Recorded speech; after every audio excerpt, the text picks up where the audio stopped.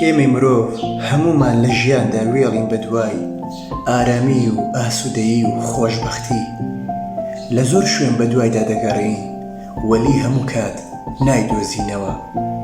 سوپاس بۆ خودا ئەم نیشتیمانەی کە تێدا دەژین پڕپڕە لە جوانی و ڕەسەنایەتی.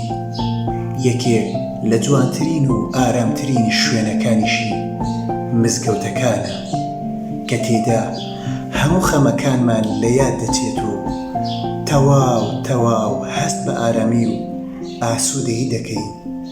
لێوە فێری ڕەوشتە جوان و بەها باڵاکان دەبین تا لە دەرەوەیدا ڕۆڵی تاکێکی پەیامداری سوودبەخشی سەرکەوتوو ببینین بۆ کۆمەڵگا. خوای گیان هەمیشە بەرەکەتدار و ئاوەدانی کەی، هەمیشە بەرەکەتدار و